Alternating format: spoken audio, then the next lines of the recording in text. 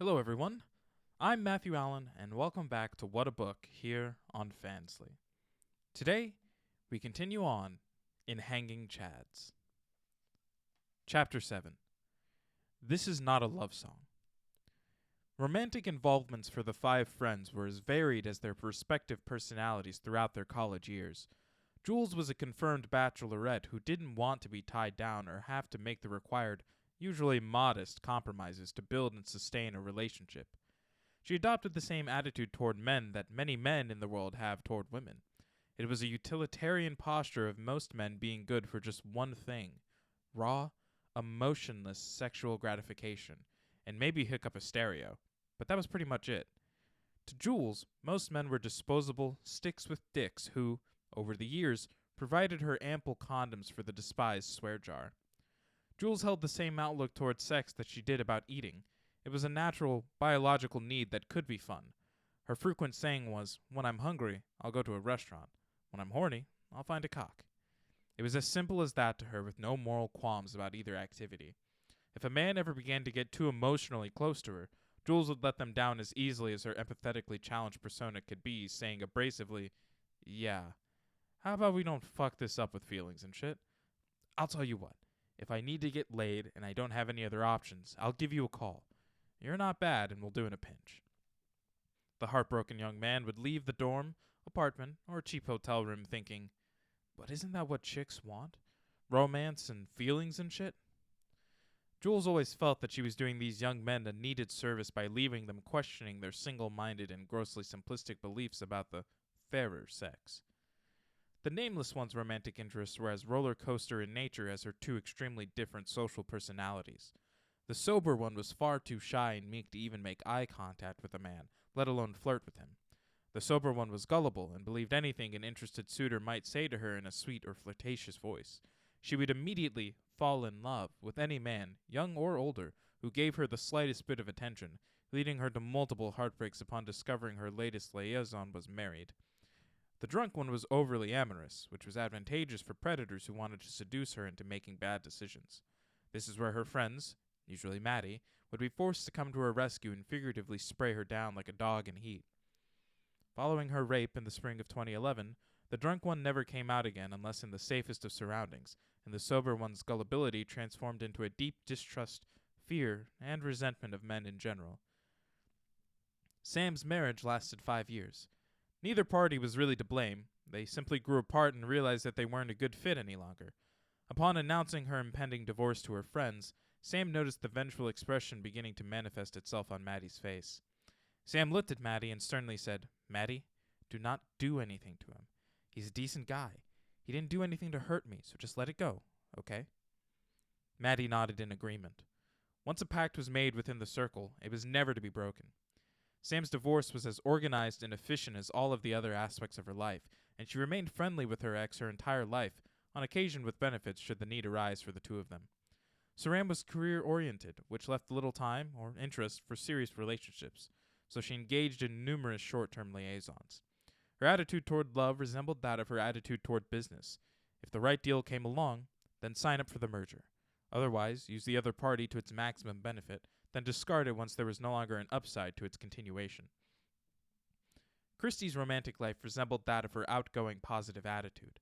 She fooled around a bit during college, as most young people do, but at 25, she met the man of her dreams, was married at 26, and went on to have 3 children in their lifelong relationship.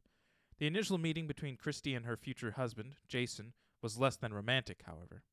While Christie and Maddie were on stage at the karaoke bar about to begin singing a duet, a table of 3 slightly drunk and more than slightly obnoxious businessmen yelled up to the pair, "Show us your tits!" As 2 of the 3 men brazenly tittered at their crude gesture, Maddie could be heard saying, "Okay, pause the fucking song." The entire bar went quiet as the anxious, anticipatory eyes of the crowd followed Maddie's lithe frame down the stage stairs and over to the bar. In a voice drenched in faux innocence, she politely asked the bartender for 2 large beers. She then turned with purpose and approached the offending table, ensuring to accentuate the swaying of her hips as she did so, while wearing her maniacal grin. Upon reaching the table, she stood between the 2 giggling hecklers while holding the heavy glass mugs precariously over their heads. Demurely, she stated with a Monroe-esque sigh, "I owe you 2 an apology, and I need to make it up to you. I didn't mean to make you two all hot and bothered, so how about I treat you both to a little head?" The frothy amber suds of ale cascaded down upon the previously perfectly manicured faces of the men. As the drenched and humiliated men left the bar to the roars of the satisfied bar patrons, Christy and Maddie began the first lines of Brass and Pocket by the Pretenders. Laughing hysterically upon their return to their table, they received victorious high fives from their friends as Maddie exclaimed, "That's what I'm fucking talking about." The pair then looked up into the remorseful eyes of the third man from the offending table. He was short, somewhat stocky, with his 27-year-old head presenting prematurely thinning brown hair. He had difficulty making eye contact with the ladies as he stuttered, I just want to, apologize for my friend's, behavior." "Yeah, you want to make it up to me?" Christy inquired. "Get up there and sing me a song." I don't really know how to, sing," he shyly responded. "Then keep your apology to yourself," Christy stated as she turned back to converse with her table mates. 20 minutes and 4 singers later, the bar was treated to the soft, out-of-tune mumblings of a humbled man attempting to sing. Maddie looked up at the singer, then back to Christy and said, "Jesus Christ, he's horrible." It was arguably the worst rendition of Johnny B. Goode ever performed. Christy thought it was the cutest thing that she had ever seen. The two would wed almost exactly 1 year later in a ceremony that was flooded with perfectly white imagery, from the bridal gown to the flower arrangements and everything in between. Maddie, loving weddings with an open bar, was continuously steered away from the microphone throughout the entire evening so as not to risk a repeat of her debacle at Sam's ceremony. The next day, Maddie asked how her toast went. She received the same reply from everyone she asked. It was perfect. Following Christy's wedding, the remaining 4 women in the rented flat moved into their own respective homes.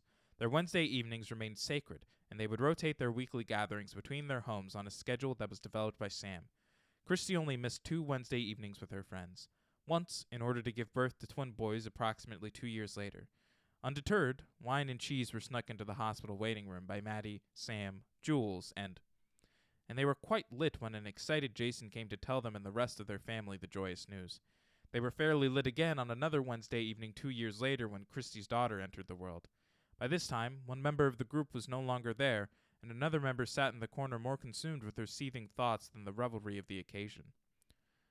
And then there was Maddie's love life, whose eternal search for her prince led her to boyfriend after boyfriend, always turning out to be disappointments. They were all just typical self-absorbed guys who cared for her only to the extent that she was willing to be their personal maid and or on-call sex toy. As soon as Maddie would make this revelation, the undesired suitor would be unceremoniously discarded, and the search would begin again. One boyfriend in particular got the door slammed in his face and told to fuck off and don't call me again, when he unexpectedly appeared at Maddie's doorway with his laundry bag. The young man left her apartment building frustrated and confused.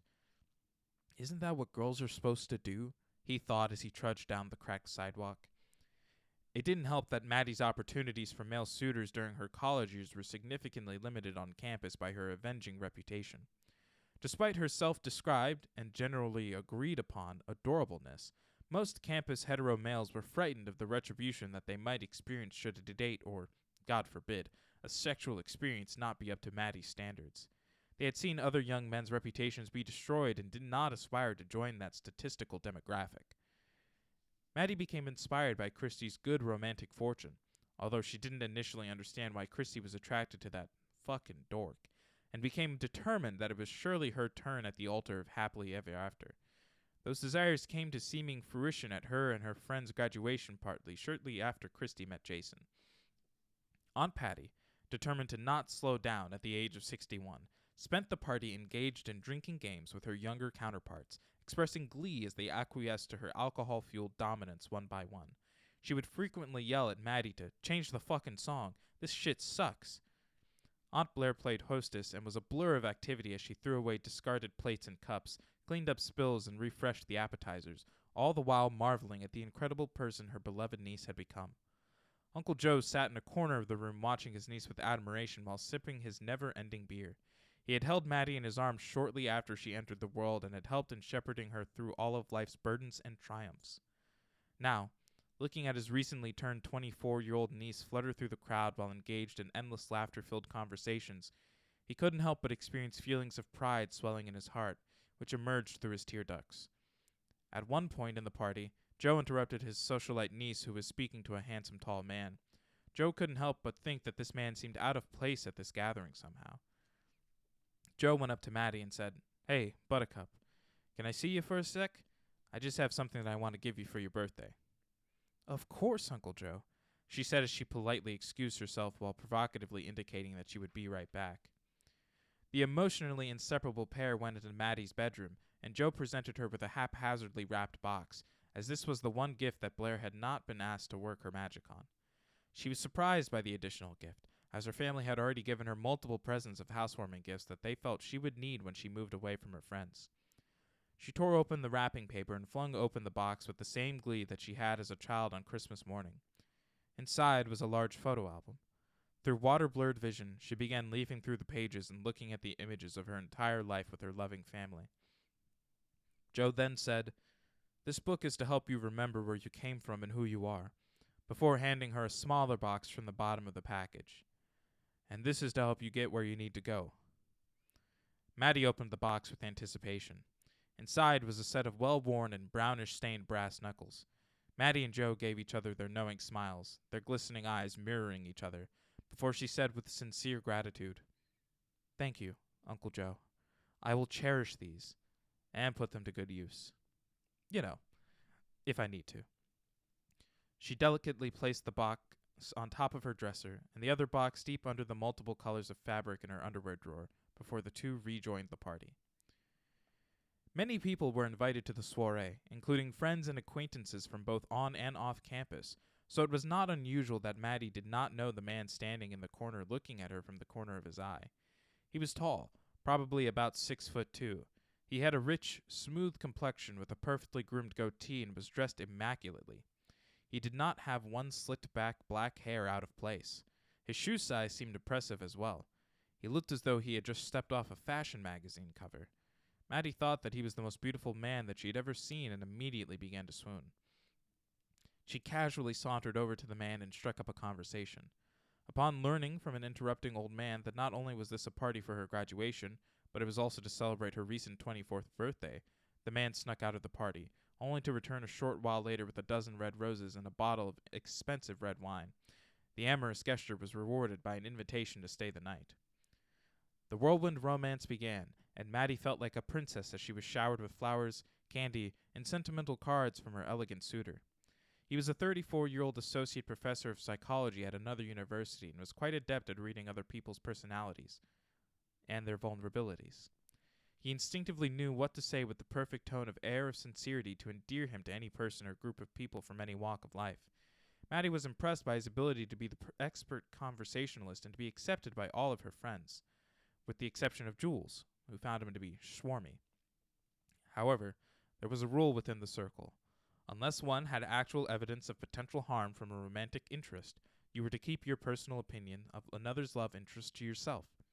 They were all grown women who were fully capable of making their own choices without the interference of others, and those choices would be respected by the group, so Jules kept her thoughts to herself.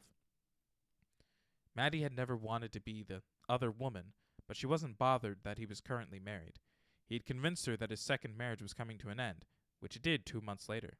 He was quite complimentary of his previous wives, explaining that both marriages had ended amicably and that the memorable experiences had inspired him to be an even more thoughtful and giving partner when he marries for the third and final time. On their 3rd month of dating, the man looked into Maddie's welcoming emerald eyes and said, "I love you." He pulled out an impressive engagement ring, the perfectly cut center diamond showering the room with its prismatic beams. He gently asked, "Will you marry me?" Maddie dreamily responded yes. The ring fit onto her finger as perfectly as a slipper, and shortly thereafter, the couple began making plans for marriage to be held 8 months later. Her fiancé's family wasn't necessarily unfriendly to her. They just treated her with disregard as if she were nothing more than a piece of furniture in their ornate upper-middle-class home that they had to now navigate around. Whereas her family and friends' reaction to the joyous news was cheerfully congratulatory, his family's reaction held the same bored reaction that one experiences flipping through the TV channels. Maddie didn't care. She was conciliatory and polite with his family. She was determined to be eventually accepted and would put her best foot forward toward that effort. She sent handwritten birthday wishes to his parents and elder brother. She began speaking properly, abandoning her well-versed profanity. She dressed in conservative, ladylike dresses rather than her flirtatious tops, mini dresses, and skirts or torn jeans and rock t-shirts. She politely disengaged whenever political issues were brought up, leaving the sometimes heated dialogue exclusively to the men. She learned how to cook, somewhat, and would make desserts from scratch to take to family gatherings. She would become the perfect wife and daughter-in-law, because he was her destiny. The change in her personality was not lost on her family and friends. The person who was once a vivacious extrovert was now a reserved, overly polite young lady. She would immediately shut down after receiving a glance of disapproval from her future husband, and her boisterous laughter became a reserved titter. She quit her job at the bookstore that she had worked at since she was an undergraduate on her fiancé's insistence.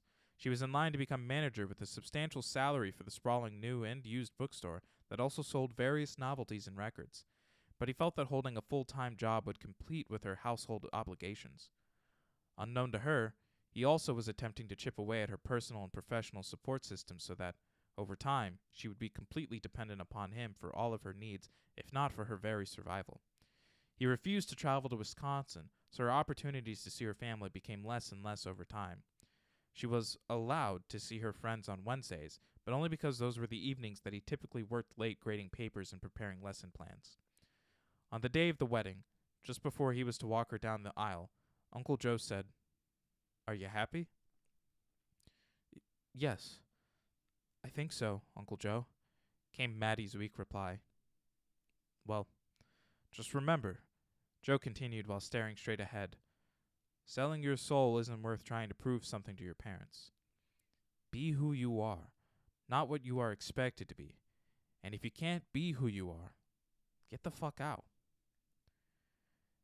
Maddie walked down the aisle silently, but with the full understanding of what her uncle had just said to her. She was trying to be something other than who she was, and she was doing it to prove to her abusive parents that she was a good person who deserved happiness. In that moment of realization, the wedding ceremony became stripped of emotional significance for her and became nothing more than a contrived pageant. She would go through with this, and she would build a successful marriage, but it would be on her own terms, just as everything had been throughout her life. What she failed to realize was that she was about to go up against the most emotionally destructive force of her life. Chapter 8. Bad Moon Rising. Maddie stared emotionless at the photo album smoldering in the fireplace, one final glowing image of her and Uncle Joe succumbing to the flames licking around its edges. She wondered how she had allowed this to happen. She wondered if she would ever be able to regain control over her life or make sense of the world again. It was May 13th of 2017. It was her 29th birthday, and the present she received from her husband of 4 years was the malicious destruction of her most prized possession. She remembered a conversation with his mother a month before their wedding. Maddie had asked her why she didn't like her. His mother had replied, "I do like you, dear. That is why I'm trying to get rid of you. You're too special to be with my son." That was only one of many warnings. There was the tense silence of Jules every time he was present or mentioned. There was Aunt Patty mockingly referring to her as Stepford. There was Uncle Joe's advice during the wedding procession, followed by constant reassurances and veiled warnings from him about certain types of men. There was the time that Aunt Blair emailed her the criteria for narcissistic personality disorder and would make psychological references to a certain political candidate, while wondering aloud how anyone could trust a man such as that. It had all been lost on Maddie, who was in her own psychological battle for her soul. But she had mistakenly began to define her soul as the soul of her marriage.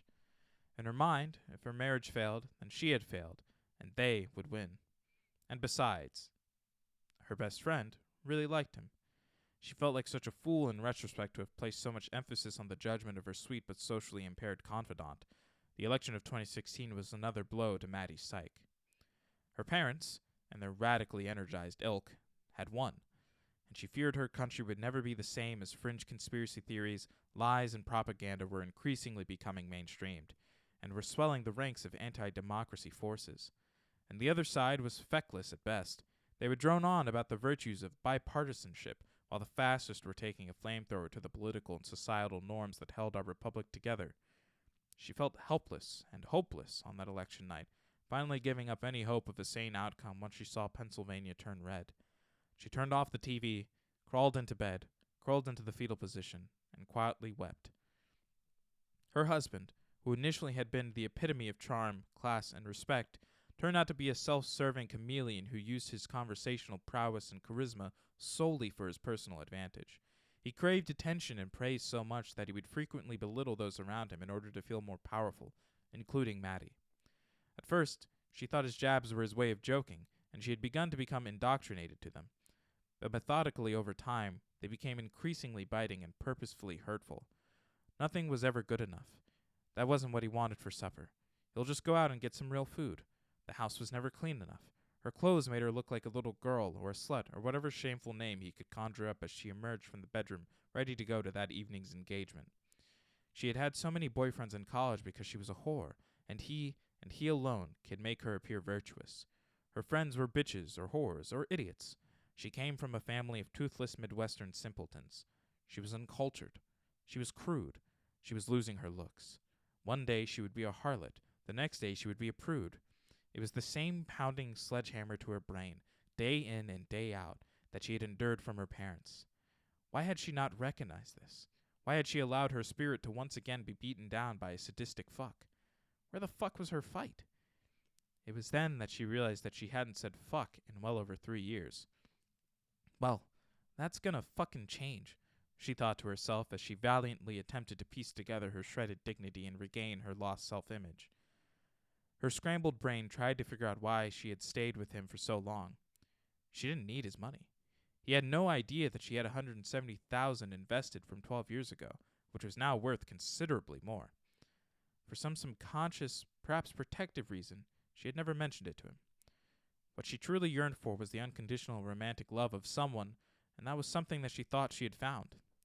She surmised that, unlike her parents, he was a con man whose behavior served his interests solely. Her parents, she thought, at least were genuine about their fucked up ideas and lifestyle. He wasn't. He purposefully manipulated her, drawing her in, then, over time, began and accelerated a continuous campaign of psychological abuse designed to make her subservient to his emotionally sadistic whims. And unlike her relationship with her parents, Maddie had wanted this to work, so she made every attempt to satisfy him so that she may find her own happiness through his. But her actions and intent didn't matter to him. The more she acquiesced, the crueler his attacks became, culminating in this evening's murder of her cherished photo album. He knew what her family meant to her, and this was his way of telling her that he was willing to burn down her entire life just for his own twisted amusement. She wasn't stupid. She was a victim of a sadistic, narcissistic con man. What would make her stupid would be to not admit her error in judgment in the face of clear evidence to the contrary, and what would make her a perpetual victim would be to do nothing about it. Stiffening her spine for the first time in 4 years, she took one last mournful look at the ashes that had previously been a tribute to her most adored memories. She went to the kitchen and, having to stand on her tiptoes, pulled the canister of his designer coffee from the top cabinet shelf. She returned to the fireplace and scooped the ashes into the coffee container, shook it vigorously, and returned it to the exact resting place from where it was found as Leslie Gore's "You Don't Own Me" played on her phone. She went to the basement and searched through the neatly stacked cardboard boxes until she found the one that she needed. She took out the required belongings, stripped nearly naked, and replaced her conservative dress with black jeans, socks, boots, t-shirt, hoodie, and ball cap. She found the pepper spray and shoved it into her left hoodie pocket. She found another small box, took out its contents, and lodged the item into her other pocket. Before leaving her now foreign-feeling home, she took a long look at herself in the hallway mirror. She saw a wicked smile cross the face of the young woman in the reflection, her green eyes resembling an emerald-burning ember. For the first time in over 3 years, she recognized herself again. "You're Maddie fucking Summers," she said audibly to her own reflection in a low, determined voice. "You weren't raised to put up with this shit. Time to fuck some shit up." On her walk toward her husband's office on campus, she reflected on the evening's events that initiated the conclusion of her marriage in this ultimate showdown. It was a Saturday, and she was planning on going to karaoke with her friends for the first time in a long time to celebrate her birthday. She had pleaded with him to allow her to go and to join her, But he didn't want to, preferring a quiet celebration in their home away from her whore friends. In his overly pompous tone, he lectured her on the company that she kept and insisted that she remain home rather than pursuing her childish hobbies. She was determined to stand her ground and told him, albeit meekly, that she was going and that she hoped that he understood. His tone then changed. Speaking in a calm, sweet voice, he said, "I do understand, darling. I'm sorry. I know how much you and your family mean to you. I really don't want to go, but you may if you would like. All that I ask is that we spend a few quiet moments by a beautiful fire before you depart. Would you mind getting some firewood?" No, a pleasantly surprised Maddie stuttered. Thank you. Thank you for understanding. I'll be right back. Upon her return, she found him sitting in front of an already built fire, his maniacally twisted face glowing from the violently crackling flames. She said enthusiastically, "Here's the wood." He stood up from the fire, grinning, and said in a low, disingenuously endearing voice, "Oh, that is all right, darling. I found something to burn that we won't have any use for any longer." It was then that she saw the photo album, engorged in flames, the adored images of her childhood being consumed by the violent inferno of his creation. She felt as though she had just been kicked in her stomach. Tears began streaming as she stuttered, "Why?" Still wearing his terrorizing grin, he said matter-of-factly, "Because I can. Because I own you. I own your every thought and your every emotion. You will do what I want you to do, and you will feel how I want you to feel. And right now, I want you to feel the same sense of hurt and abandonment that I do. And now you do. And it pleases me. And that is what you were brought here to do, to please me. And now, it pleases me to go to my office and finish up some work. If you are not home when I return, those pathetic pictures will be the least that I destroy. Happy birthday, darling." Without a shred of hesitation, Maddie flung open his heavy oak office door and found her sweating husband panting behind a half-naked young woman bent over the side of his desk. He looked at her and smiled. "Hello, darling. I thought you might come. Would you like to join?" Maddie removed the hood from atop her head and sternly said, "Out, bitch." The confused and embarrassed girl dislodged herself from her paramour, swiftly reorganized her disheveled clothing, and departed the room. Zipping up his pants, the husband said condescendingly, "Now that isn't necessary, is it? You really don't learn, do you? I guess you will be a bit more of a project than I thought, but breaking you will be amusing, just as it was with the first two." His Cheshire grin was suddenly wiped away by the blur of brass landing upon his jaw, flinging him onto the floor as blood spewed from his mouth. Like a lynx, Maddie pounced upon her surprised and befallen prey, holding the blood-stained brass knuckles in her right hand and the pepper spray in the other, just an inch from his quivering eyeball. The petrified look on his face was familiar and intoxicating to her as she said in a deep growl, "Now look here, motherfucker. I don't want shit from you. All I want is a divorce and all of my personal shit. That's it. And you're going to grant me that divorce, or, as God is my witness, I will fucking destroy you. I will destroy you physically. I will destroy your career. I will destroy you emotionally. I will fucking destroy you. You have no idea what you have unleashed. I know that you're nothing more than a bully who pisses himself at the first sign of strength. So don't fuck with me, because you have never come up against a strength like mine. Give me my divorce and my shit and leave me alone, and I'll do the same. But if you don't..." Her brass knuckle-adorned fist then punched him in his now pale face 3 times with the quickness and ferocity of a prize fighter before continuing, "This is the least that I will do to you." "Fine," he stammered. Just get out of here. I'll have my attorney take care of it." As he watched this 5'4" and a fucking half inch terror approach his door, he had the initial impulse to attack her from behind and physically beat her into submission. He then felt the intense pain from the swelling cuts and flowing blood from his beaten face and decided to let her go. She was a waste of his time, and there would be others, he thought. But he would play one final psychologically devastating card before the evening was through. Maddie contacted her 4 friends who all met at Sam's single-story, 2-bedroom brick home. Maddie recounted the events of the evening in a calm, almost self-congratulatory manner. Wine, gin, and vodka began flowing as the 5 friends laughed, hugged, and cried together.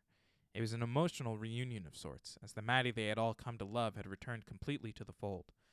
Arrangements were made for Maddie to stay temporarily with Sam until she was able to find her own place. It was negotiated that there would be no swear jar. The owner of the bookstore that she had resigned from 3 years prior had recently reached out to her, once again inquiring about her availability for the manager position, as she had been unable to find anyone trustworthy and bright enough for the position. With her intelligence, pleasant demeanor toward customers and staff, keen eye for business, and understanding of the vast shop, Maddie would accept the offer and return to the professional embrace of its delightful owner, Monica.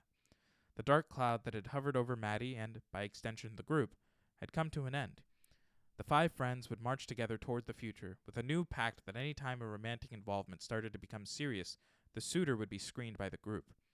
Opinions on harmless personality quirks, appearance, and choice of legal profession were off limits, but they would have the responsibility to give their unvarnished truth about any red flag that they considered to be an actual threat. They had just joyously toasted to Sam's newly written agreement when the phone went off. Lifted her phone and immediately turned from the group. There was a simple text that read, "Only twice. Too bad. Deal's off." "Everything okay?" Jules inquired. Um, um, was all was able to get out as Maddie's phone went off. There was an email from her soon-to-be ex with the subject line saying, "Divorce arrangements." "Well, well, well," Maddie began gleefully. "Let's see if the douchebag is going to cave or if he's going to be a glutton for punishment." Sam, Jules, and Christy began laughing along with Maddie as she read the message aloud. "Okay, check this out, girls. It says, 'Contacted my attorney. It will be simple. All we must do is sign. Our attorneys will work on a mutually beneficial time for you to pick up your belongings. I will not touch anything before you do so. I wish you nothing but happiness in the future.'" "Aw," the 4 mockingly vocalized through their cackles before Maddie concluded reading. "So, in the spirit of full disclosure, I believe you might want to know who else I've been fucking." Maddie scrolled down to find 10 pictures of her husband smiling at the camera as he was engaged in a variety of sexual positions and techniques with other women. The woman's identity was shielded due to the angle of the camera or the type of activity until picture number 6. Pictures 6 through 10 clearly identified as the other woman. It was then that the rest of the group looked up to notice that had yet to turn back around. She was standing there with her head down and her back to the group, quietly sobbing. "You fucking bitch," Maddie stated in a hurt and horrified voice. "It's one thing to be betrayed by that douchebag, but my best friend? After all we've been through together? After all of the times I've protected you? After all of the times you listened to me about my suspicions? Why?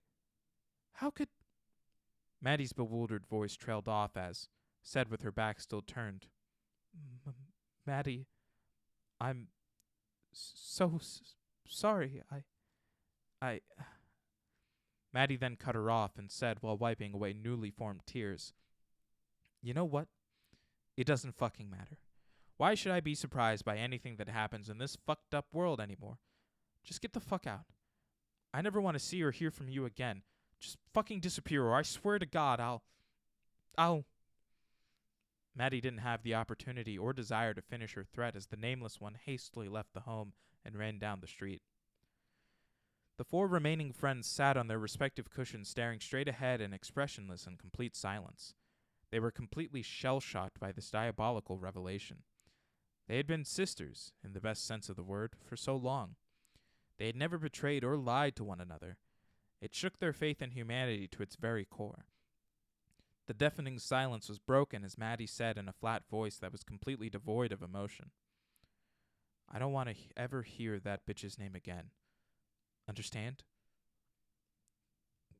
The other 3 solemnly nodded in unison as Maddie got up and began walking toward her new bedroom with the energy of a funeral procession.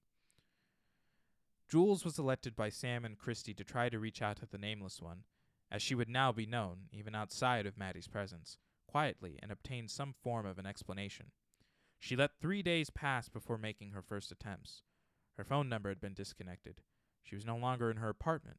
She no longer worked at the financial institution where she had been employed. All of her social media accounts had been deactivated. No one could or perhaps would give any information on her whereabouts. Jules even began scanning hospital admissions and obituaries in the event that something unspeakable had occurred, but to no avail. Maddie's dictate had been fulfilled. She just fucking disappeared. The divorce was handled between the attorneys and was indeed simple and efficient. Maddie retrieved her belongings without incident with the assistance of her 3 remaining friends, family, and several rather large male acquaintances from around the neighborhood.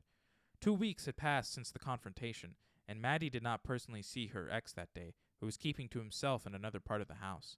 But Patty and Blair took it upon themselves to seek him out. They found him in a small study off the kitchen in the back of the house.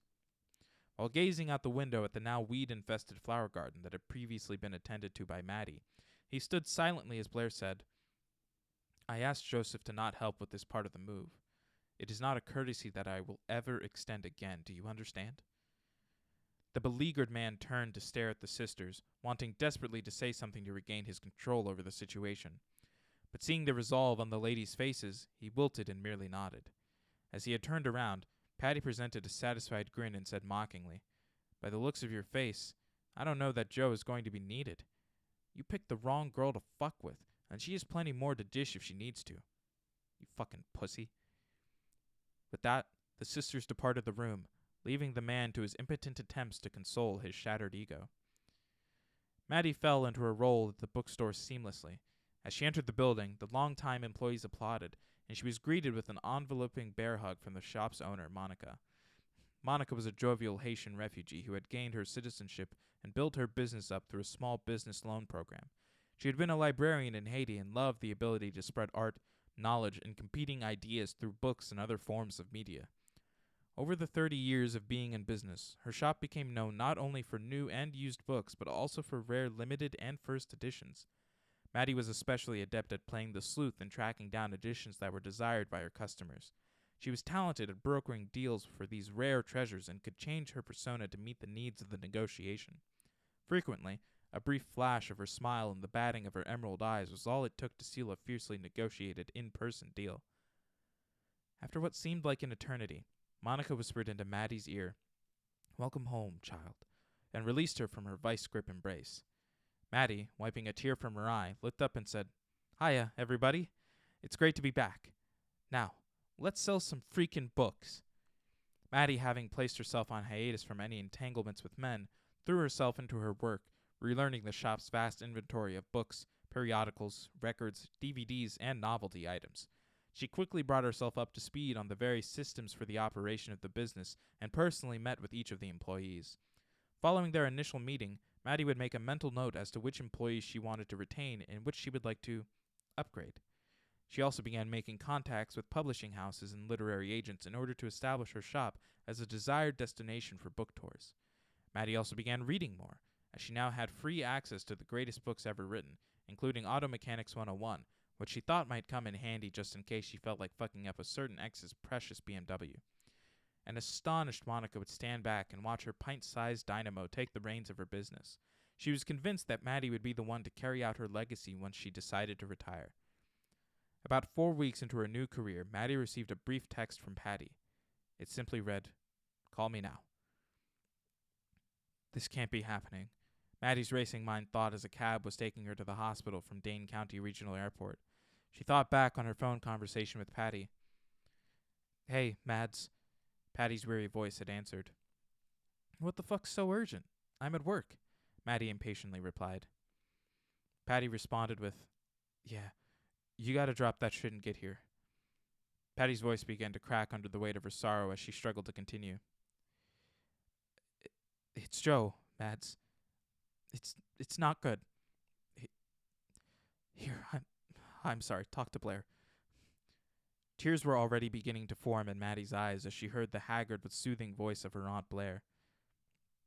"Maddie, I'm so sorry to tell you this.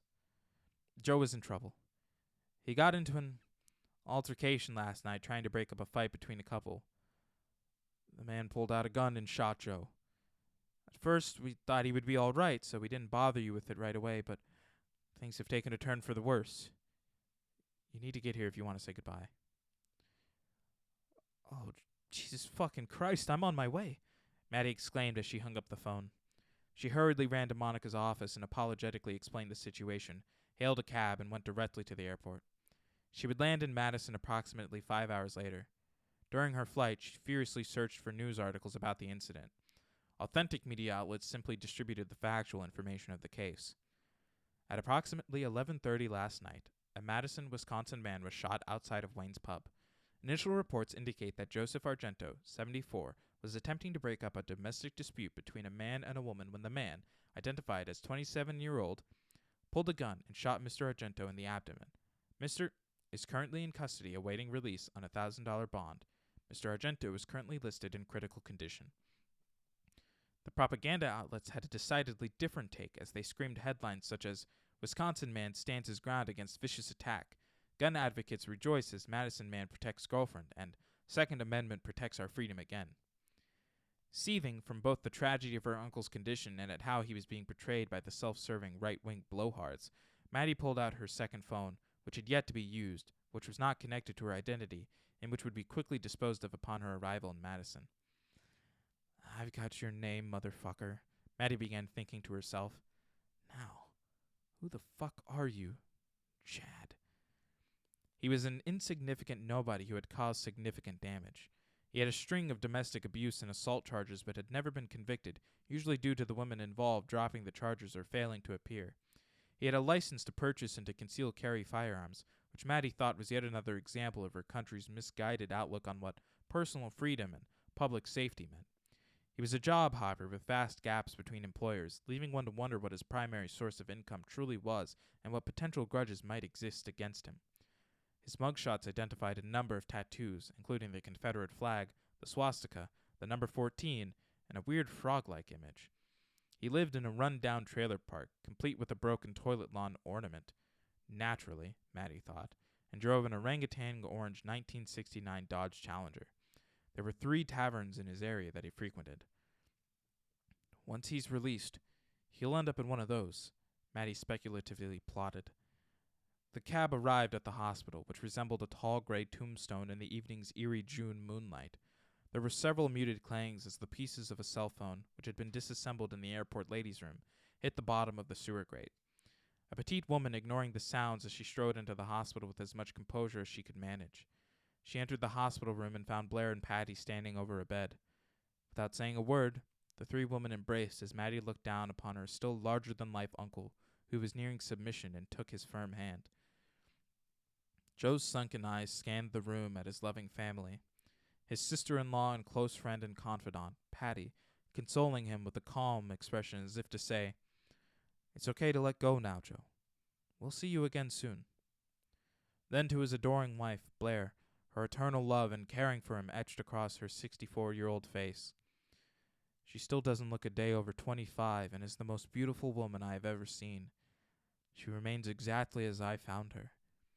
What a lucky fucker I've been, he thought, through his intoxicated haze before his sullen gaze fell upon the emerald-green eyes of his beloved niece. For a brief moment, his dull brown eyes regained their sparkle. He managed one final mischievous grin and a sly wink as if to say, It's all okay, Buttercup. You will be okay. I'll always be with you. Fuck those douchebags. Maddie, fighting through her anguish and tears, flashed her uncle the same slight mischievous grin, as if to say, Yeah, fuck them, Uncle Joe. It was just the 2 of them silently communicating with each other as his eyes peacefully closed on his niece for the final time. The annoyingly persistent one-note ring of the electrocardiogram was joined in a morbid harmony by the excruciated wail of a young woman who had just realized that she had lost the only man who had ever cared for her. Maddie's tear-soaked eyes perfectly matched the electric green displayed by the flatline. Chapter 9. Don't let me be misunderstood. Once upon a time, there lived a lovely young lady named Maddie. From the time Maddie could speak, all that she longed for was the unconditional love, caring, and recognition of her prince. They would play games, hold hands, and, mostly, laugh together for their entire lives. But there were evil people in the world who would try to keep this determined damsel from achieving her dream. Her parents would mock her, ridicule her, beat her, and try to indoctrinate her into a fantastical world driven by fear, power, and greed. Young men would trick her into drinking a spiked elixir in order to take away the magic of her self-confident sexuality. Another man would, in fact, succeed in this heinous quest with her best friend, whom she would then be forced to avenge. That best friend would reward her gallantry through an unimaginable betrayal. A man posing as her valiant prince would turn out to be a vile goblin who attempted to consume her soul and place it into his servitude. And now, the evil ones of the world had taken away the only man that she had ever felt safe with in his strong embrace. He was her role model for what a prince should be. And now he was needlessly gone, through a cowardly act performed by an insignificant gnome who wielded the calamitous weapons of the weak-minded and hearted. The woman was now filled with resolve that had been instilled within her by the years of built-up emotional scar tissue. She now realized that there were truly evil people in this world, and that some of those people were, for one reason or another, beyond the reach of the laws of her civilized society. She would still seek out her prince, for she knew he was out there, somewhere. But she would now be driven by the higher purpose of carrying out the sentence of the ultimate justice on those who violently preyed upon the vulnerable and crushed them emotionally, physically, and spiritually. This was now her calling, she thought, as she painfully clutched the well-worn handle of Uncle Joe's homemade nightstick. The final switch had been flipped, and the ember that had been smoldering for the past 29 years now roared to life, becoming a blazing inferno. Over the next 3 days, as funeral preparations were being made, the Argento home was enveloped by a cloud of anguish. Everyone went about their assigned duties silently and without question. Blair, who was internally wrecked, presented herself with the same steely resilience that she had through any crisis. She was the family's matriarch who kept everything in check, and she would not fail her husband or family now by wilting under the weight of her devastating heartache. 2 days before the visitation, Sam, Jules, and Christy arrived. Sam hugged Maddie and her aunts, took one look at Blair's beleaguered face, and asked her for the to-do list. "Good. Now go upstairs and get some rest," Sam suggested to Blair before turning to Jules and Christy and began barking orders. "Okay, ladies, we've got work to do. Once each assigned task is complete, you will report its completion back to me. And Jules, you can say fuck as much as you want. Let's go, girls." Looking fondly back down the stairs at her trio of soldier ants, Blair thought how much she loved these members of her extended family. Blair collapsed onto bed and began to lightly snore the moment her head hit the pillow. All of the assignments had been completed, and arrangements had been made by the time she awoke 7 hours later, according to Sam's official report. Patty and Maddie were tasked with suggesting the photo for the funeral program and 3 songs for the service. Although their hearts were shattered, they were able to find some solace through trying to think of what songs they could play that would most piss Joe's spirit off. "Hey, Mads," Patty would say as her eyes fought to regain their sparkle. "Want to get struck by lightning? How about we open with something off of this?" Maddie let out a cathartic laugh as she looked at the CD cover of Pat Boone's Greatest Hits. "We want to piss him off, not be damned to hell for all eternity. Why the fuck do they even have this?" Patty chuckled and said, "I think it was a gift from your parents." The next sound that was heard was from the impact of the CD jewel case smashing up against the wall. Shards of plastic gleamed in the afternoon sunshine that was beaming through the window. The scene was played out 7 more times as they rummaged through the collection of albums and CDs. Maddie would ask, "Where the fuck did they get this?" followed by Patty's dry response of, "Your parents. Smash, smash, smash, smash, smash, smash, smash." Patty, looking at the plastic shrapnel strewn about the room, said, "Hey, clean this shit up. I shouldn't have to suffer for your parents' shitty taste in music." 3 songs were finally chosen the night before the visitation and presented to Blair for her approval. Blair looked at the song titles, wiped a tear from her eye, and said, "Yes, he would love this." Blair then stood and called for Sam, Jules, and Christy to join them. Standing tall while straightening her velvet black hair, she addressed her sisterhood. "Ladies, we're going to be okay. We may not have Joseph any longer, but we have each other. The most important thing that I learned from Joseph is that everything will be all right if we are able to put away our pride and allow those who love us to lift us up in times of need. And this is not the first, nor will it be the last time of need for us all. But we have each other, and Joseph's spirit to lean on. This is not an ending for us. It is only the beginning. The last sentence was delivered directly toward her niece, who understood its implication. Now, let us all lift each other up and march together towards our futures. And may God have mercy on anyone's soul who dares to stand in our way. The group tearfully laughed as 12 arms became entangled in an inspirational embrace celebrating their love, strength, and empowerment. There were 3 harsh knocks at the door. Christy answered the door and was greeted by the sight of a small man standing behind a lanky, pale woman who looked to be in her late 70s. "Yes, may I help you?" Christy inquired. Through her thin, pursed lips, the woman said, "Is Madeline here?" Yes. May I ask who is calling?" Christy inquired. "Why, dear child, we are her parents." Oh my God, Christy thought to herself. Maddie wasn't exaggerating. These two are creepy as fuck. Yes. So nice to meet you both. Won't you both come in?" Christy said as cheerfully as she could muster. Christy stood to the side as the pair slunk into the foyer of the home. Maddie's father sincerely said, "Blair, Patty, Madeline, I'm so sorry for your loss. If there's anything that I can..." Before being cut off by his domineering wife. "Yes, it is indeed a tragedy, of sorts. We wanted to pay our respects and offer you all the opportunity to seek salvation within our congregation now that you see what such a lifestyle can lead to." Maddie understood this contemptuous act for what it was. It was an attempt by her soulless mother to once again gain the upper hand and to exact revenge upon Uncle Joe and the entire family for their earlier acts that had wrestled control away from her. And she was making this power play at a time when she thought the family, and most importantly her daughter, would be at their most vulnerable. A sly, cracked sneer crossed the mother's face as Maddie silently approached the pair. She looked up at her mother, noticing the same flaming auburn hair that she had saw in her own reflection each day. Blair, along with the entire sisterhood, watched in hushed anticipation as the two stared each other down. The tension was palpable. A size 6 foot fiercely struck her mother in the crotch, causing the emaciated-looking woman to fall to her knees. Maddie grabbed the tight copper bun that clung to the top of her mother's head and pulled it up so that her mother was forced to see the rage and glow in Maddie's fluorescent eyes. Maddie struck her mother in the face repeatedly, causing blood to fly from the newly formed gashes upon her pallid face. Maddie tossed the limp body onto the floor as if discarding a used tissue.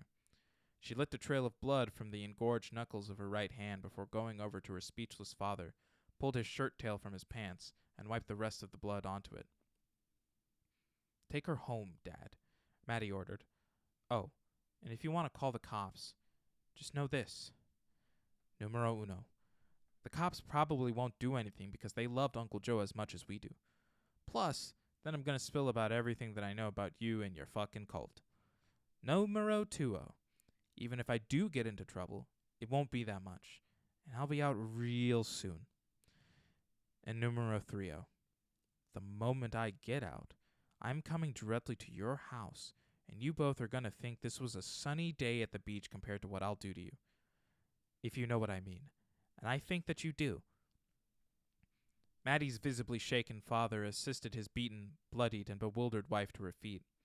Both parents' clothes were covered in scarlet as they stumbled out of the house and toward their car. Patty, Sam, Jules, and Christy observed the entire scene with looks of fearful astonishment plastered upon their faces. Sitting motionless, they resembled mannequins watching the most grotesque of horror films. They all knew that Maddie was capable of destruction, but until this moment, none of them knew the level of ferocity that Maddie could call upon to fulfill her vengeance. None of them except for one member of the group. Blair sat in her chair wearing an expression of satisfaction as she secretly spoke to her husband. "I told you, Joseph, that there would be a time and a place. And this is it. She'll struggle for a bit, but she will be all right. We'll all be all right. The torch has been passed. You can rest easy now." "Sorry for the mess, Aunt Blair. I'll clean it up." "Nope, I got it," Patty said in reverence. "Okay. Listen, I got some shit to do and to think about. I'll be back in a bit. Anyone need anything while I'm out? Maddie inquired. Blair looked at her triumphantly calm niece and simply said, Yes, if you don't mind, why don't you get me some sour cream and onion Pringles? And some butter ripple ice cream. With a nod of acknowledgement, Maddie left the house and started the red cruiser. No More Mr. Nice Guy by Alice Cooper was playing on the radio. The car's tires squealed out of the driveway, their sound drowned out by Maddie's piercing voice singing at the top of her lungs. Maddie didn't need much for this adventure, but she did need to conceal her identity as best as she could on a warm June evening. She went to a second-hand store furthest from the Argento home and found everything that she needed. She purchased a small black wool cap to put her hair under, a generic black ball cap to wear over it, sunglasses, a humongous black t-shirt, baggy black jeans, and black shoes 2 sizes too big, and a small duffel bag. She paid in cash. She then drove to the supermarket nearest her home and purchased Blair's requested snacks before returning. She placed the items in the kitchen and began back down the hallway beside the staircase. It was then that she noticed trace blood splatters remaining on the baseboard and lower portion of the staircase. Fucking amateurs, Maddie thought as she completed the cleanup from the earlier brutal beating. Everyone in the household was emotionally and physically exhausted and in their respective bed when she had arrived, so she was very quiet as she went to the basement and retrieved the necessary tools from Joe's toolbox. She placed the tools, small flashlight, and nightstick into the duffel, followed by a large garbage bag that now contained the purchased clothing, and proceeded to her bedroom. As Maddie and Patty had been searching for songs for the service earlier that day, Maddie had opened a small record box. On the very top of the pile was a 45 record, which immediately transported Maddie back to her childhood. As a very young child, Uncle Joe would tuck her into her bed with her blue baby blue blanket right next to her. He would then play this record on her child's record player while beaming down at his precious niece. She would drift off to sleep enveloped in the warm cocoon of her bedding and her uncle's adoration while listening to that song. Tears began to well once again as Maddie's lowered the needle onto the well-worn record, the blue and gray Fontana label spinning at 45 rotations per minute. She lay upon the bed, clutched her blue baby blanket, and curled into the fetal position as she listened to the soft and reassuring melody of the Mindbenders' Uncle Joe the Ice Cream Man. The visitation was not scheduled until 5 in the evening and would go until 10. Sam and Jules went to the supermarket to get groceries, which contained way too much healthy shit for Maddie and Patty's liking. Healthy body, healthy mind, Sam would cheerily lecture as she was putting the groceries away. Oh, fuck it. I'll just go get a burger somewhere. You coming, Mads? Patty inquired. Nah, they went to all of this trouble. I'll just deal with it, Maddie responded. Patty, now realizing how rude she was being to her generous adopted nieces, sat her taut 65-year-old body down at the table and with a resigned sigh said, All right, I guess I had to try fruits and vegetables sometimes. Thanks, girls, for doing this. It was super sweet. It was then that Jules displayed a rare grin, took a box of frozen burritos out of the bag, and handed it to the nutritionally challenged pair. That's what I'm fucking talking about, Maddie exclaimed as she ripped open the box and placed 4 burritos into the microwave. Sam just shook her head in bewilderment and thought to herself, My lord, they look like vultures devouring roadkill, as Patty and Maddie covered the burritos in heated canned chili, salsa, and shredded cheese and dug into their feast. Christy spent most of the day on the phone with her understanding but completely overwhelmed husband, who took time off from work to care for their 1-year-old twin sons while Christy was away. There were multiple, oftentimes frantic conversations about nap times, where certain items were located, and what they were allowed to eat. At one point, Jason sent a text with a picture. The image was of the 2 angelic faces, as well as the kitchen floor covered in ketchup, canned pasta, and what might have been flour. So, that just happened, was all that the text read. Christy proudly showed the picture to the sisterhood, which provided yet another well-needed release of tension. You're gonna have to blow 'em hard when you get home, you realize that, don't you? Jules matter-of-factly said to Christy as another round of laughter poured out of the 6 bereaved yet spirited women. The impossibly long line of visitors parted with reverence as 6 black-clad women made their way into the funeral home. There was a beautiful slideshow of pictures of Joe posing seemingly with everyone from his neighborhood that Christy and Jules had arranged. The beaming face of a photobombing Maddie was frequently featured. Images of Maddie's parents were absent from the presentation, With the exception of one picture of a smiling Joseph holding a 6-year-old Maddie on his lap, her fearful green eyes focused to her left as a lanky dark shadow towered over the image of the pair. Tears flowed as freely as outrageously funny stories throughout the evening. There were multiple attempts at impersonations of Joe telling a joke, but none of them had the same comedic timing as the original. In addition to various cousins and extended family, everyone from the neighborhood and beyond made an appearance, from his friends from the local pub, to neighbors, to employees at local businesses, to local police officers. Hugs and gracious offers of assistance were plentiful as Blair, Patty, and Maddie fully realized the impact that their beloved Joe had had on so many lives. It filled their hearts with solace, pride, and resolve.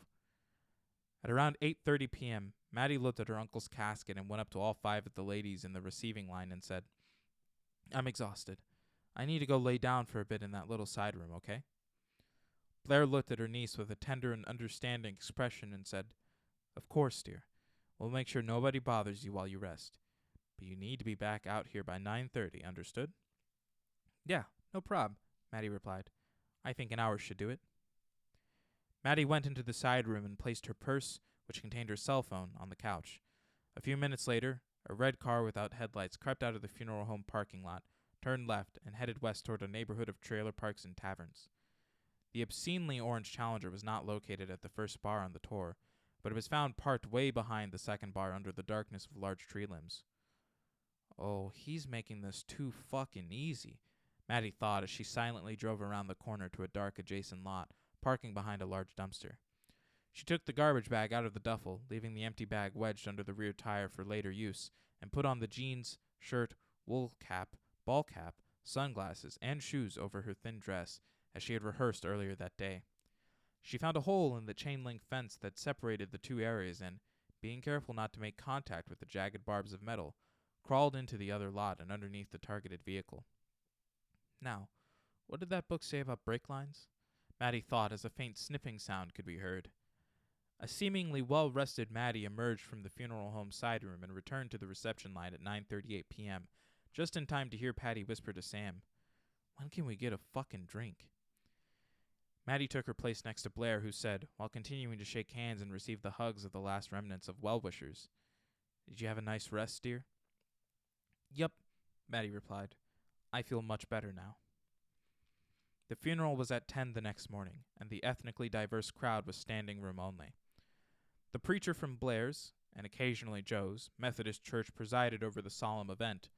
The morning began with the heart-wrenching version of "In My Life," performed by a near-end-of-life Johnny Cash, his haggard vocals accentuating the finality of the proceedings. The preacher then began her introduction, purposefully avoiding specific biblical passages in reverence to Joe's generally suspicious nature of organized religion. Instead, her soothingly righteous voice focused on the primary themes of biblical scripture and general Christian beliefs that epitomized Joe's character, such as community, the sacred bond of family, the embracing of others' differences, and the concept of selfless charity. She concluded by presenting a brief overview of Joseph's life, including an emotional nod to those in his immediate family that he had left behind. Maddie gained strength from her stoic Aunt Blair and remained composed as the preacher concluded, "Joseph Argento was much like our biblical Joseph. He never failed to find shelter for those in need, and we can find solace in the belief that his smiling face is looking down upon us at this very moment and guiding us toward the shelter that we are currently seeking." And now, his cherished niece Maddie would like to say a few words. "Don't fucking lose it, don't fucking lose it, don't fucking lose it," Maddie silently repeated to herself as she approached the podium, flanked by her 3 outwardly emotional sisters, their carefully applied mascara running down their faces like the future 2020 images of the running hair dye of an inept, vain, and buffoonish attorney. Maddie began, "Jesus, I haven't seen some of you for so long. Oh, fuck. I mean, I shouldn't have said Jesus. I mean, you can say Jesus, but, shit. Let me start over." Maddie looked at her carefully prepared notes and thought to herself, what is it that these people need to know about Uncle Joe? She set her notes to the side and just began speaking from her heart to the highly attentive crowd in the same entertaining manner that she had made her vengeful declarations in college. My Uncle Joe was the greatest man to ever walk this earth as far as I'm concerned. No, wait, that's a fact. There was a scientific survey conducted to find who the greatest men in the history of the world were, and it turned out that Uncle Joe was number one, followed by Gandhi, I think, then maybe Desmond Tutu. I'm not sure. I didn't read the whole thing, but my point is, that's science, and you can't argue with science. There was a slight, uniform chuckle throughout the amused crowd as they watched this adorable and much beloved niece pay tribute to her uncle as only she could. Listen, Maddie continued. Uncle Joe never looked for fame or fortune or praise. He just wanted to do what he could to help other people. The appreciative smiles on their faces were enough for him. He didn't want his name in big gold letters. He just wanted people to respect one another. It didn't matter who you were, where you came from, who you slept with, or what your skin color was, because he knew that shit was stupid. He knew that it was just stupid to judge other people on that type of bullshit. He helped everyone, and he did it equally, no matter who they were. During the height of a blizzard, he was out there in trapped people's homes fixing their pipes or whatever, or delivering meals that my Aunt Blair had prepared. You got a flat tire? Uncle Joe was there. Stuck in the mud? Uncle Joe was there. Need someone to take care of your dog when you have to go out of town? Uncle Joe was there. Need help carrying your groceries? Uncle Joe was there. Need to get out from under the thumb of a fucking bully? Maddie paused and looked down again, unable to hold back the torrent of built-up tears any longer. Well, he sure as hell was there for me. Maddie quietly stated before raising her head, her tear-soaked emerald eyes piercing through the congregation. And he was there for a lot of you too. Maybe we all need to just take a page out of Uncle Joe's book and stand together against the fucking bullies of this world. I know I'm gonna. He was my guardian. He was my savior. And he was my hero. And I will pay tribute to him the rest of my life. With that, she nodded at the funeral director, who shook off his shocked expression and began playing the Bill Withers classic, Lean on Me. Upon the song's completion, there wasn't a dry eye in the house. Blair sat silently between Patty and Maddie, her hands clutching theirs tightly as if they were her personal lifesavers, saving her from going under frigid waves of despair. The preacher got back up, thanked everyone for being there, and made the announcement as to the location of the gravesite service and subsequent reception. The final song was then played. It was the song that Joe would sing as he repaired someone's home. It was the song that he sang to comfort his cherished wife following a tough day at work. It was the song that he would sing to a child who had fallen off their bike. It was the song that he would always sing to try to bring comfort to those in need. Indeed, it was the song that he quietly sang at Maddie's bedside while clinging to her blue baby blanket while watching over his viciously assaulted niece. The opening chords began, and everyone gave each other knowing smiles before joyously singing along to the opening lines of Bob Marley's Three Little Birds. The entire flock sang full-throated while holding hands, swaying and smiling as Joseph Argento's anthem was played in his honor for a final time. Fuck, Maddie thought. This is where I got the whole "a little bird told me" thing. Maddie chuckled to herself as she looked up with her mind transporting her beyond the ceiling and into the universe. Thanks again, Uncle Joe. I will always love you. And that is where we will leave off for today. So thank you guys for joining me for those 3 chapters. I felt it was a little short to leave off at 2, so I hope you enjoyed the addition. If you like that, make sure to continue to subscribe here every month, or yearly, however it is that Fansly does its stuff. And thank you guys again for listening. I've been Matthew Allen. Those have been a couple of chapters of Hanging Chads. And I'll see you all next week.